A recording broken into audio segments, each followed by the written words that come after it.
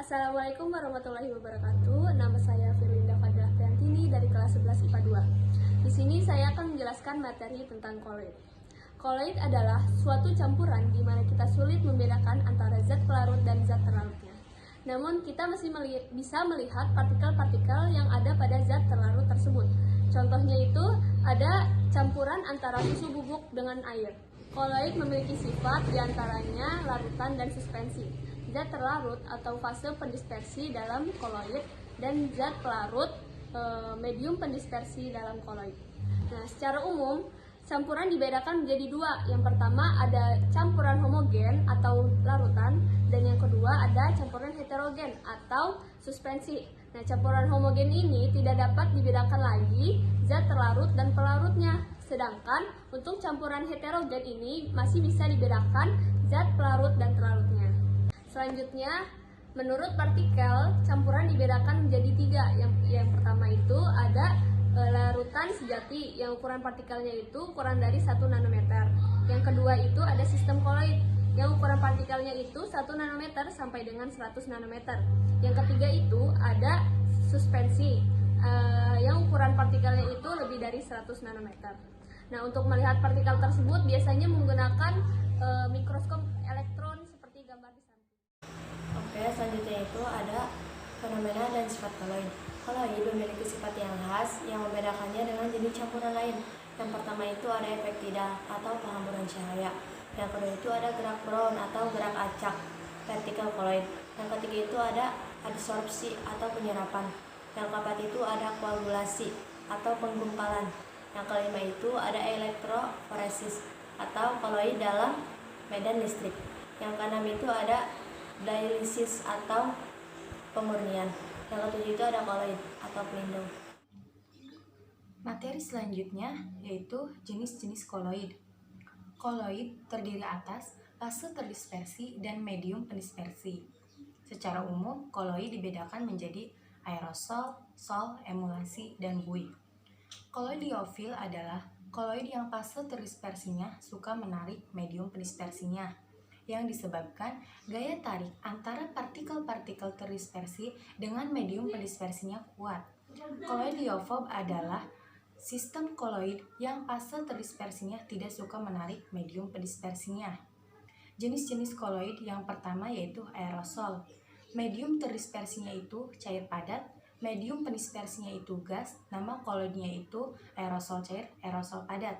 Yang kedua yaitu emulasi. Medium terdispersinya itu cair, medium pendispersinya itu cair padat, nama koloidnya itu emulasi cair, emulasi padat. Yang ketiga yaitu buih.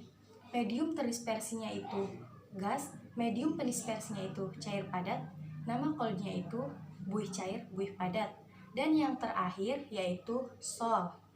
Medium terdispersinya itu padat, medium pendispersinya itu cair padat, dan nama koloidnya itu sol cair, sol padat. Selanjutnya ada pembuatan koloid. Koloid dapat dibuat melalui dua cara. Yang pertama yaitu cara kondensasi atau mengubah partikel larutan menjadi koloid, dan dispersi atau mengubah partikel suspensi menjadi koloid. Yang pertama ada cara dispersi. Ada 4 cara yang digunakan untuk cara dispersi. Yang pertama itu cara mekanik. Cara ini dilakukan dengan penggerusan atau penggilingan sehingga diperoleh partikel yang halus. Contohnya itu sol belerang. Yang kedua, cara homogenisasi. Pembuatan koloid dengan cara ini dilakukan menggunakan mesin homogenisasi. Contohnya yaitu pembuatan susu kental manis. Yang ketiga, cara peptisasi. Cara peptisasi ini adalah pembuatan koloid dari butir kasar atau endapan dengan bantuan zat pemeptisasi atau mengubah bentuk endapan menjadi partikel koloid dengan menambah zat kimia. Yang keempat, ada busur Bredig. Cara ini digunakan untuk membuat sol logam. Yang kedua, ada cara kondensasi atau reaksi kimia. Yang pertama ada reaksi hidrolisis. Reaksi hidrolisis dapat digunakan untuk membuat sol AlOH3. Sol AlOH3 diperoleh dari reaksi hidrolisis garam Al dalam air mendidih. Yang kedua ada reaksi redoks. Reaksi redoks dapat digunakan untuk membuat sol emas. Sol emas dapat dibuat dengan mereduksi larutan garamnya menggunakan reduksi organik formaldehid atau HCHO. Yang ketiga ada reaksi pertukaran ion. Reaksi pertukaran ion dapat berlangsung antara dua elektrolit atau antara suatu larutan elektrolit dengan sebuah kompleks. Selanjutnya ada contoh skema dari cara dispersi. Yang pertama ada cara mekanik, yaitu contohnya untuk membuat sol belerang. Yang kedua ada peptisasi, atau contohnya itu pembuatan sol AlOH3 dengan menambahkan HCl pada endapan menjadi AlOH3. Yang ketiga ada busur Bredig, digunakan untuk membuat sol-sol logam. Selanjutnya ada skema dari cara kondensasi.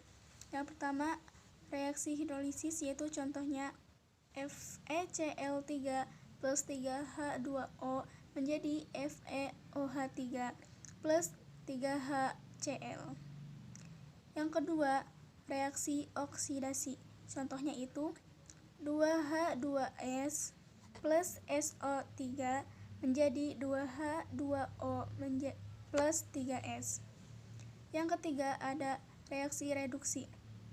Contohnya itu 2AuCl2 plus 3HCHO plus H2O menjadi 2Au plus 6HCl plus 3HCOOH.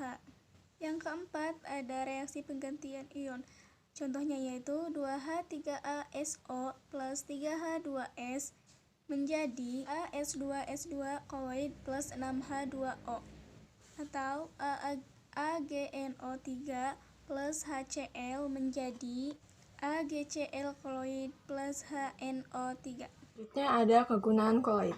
Yang pertama, untuk membantu menjernihkan air, seperti yang kita lihat dalam penyulingan air. Yang kedua, membantu pembuatan obat noted, atau yang biasa kita lihat dalam pembuatan obat tetes mata. Yang ketiga, untuk menyerap racun. Yang keempat, pelarut dalam produk kosmetik. Yang kelima, penyerap zat pewarna pada kain. Yang keenam, membuat sabun dan deterjen. Dapat membersihkan kotoran, terutama kotoran seperti minyak. Yang ketujuh, membantu memutihkan gula tebu, seperti yang kita lihat dalam pembentukan gula pasir. Yang kedelapan, untuk penggumpalan darah. Cukup sekian dan terima kasih.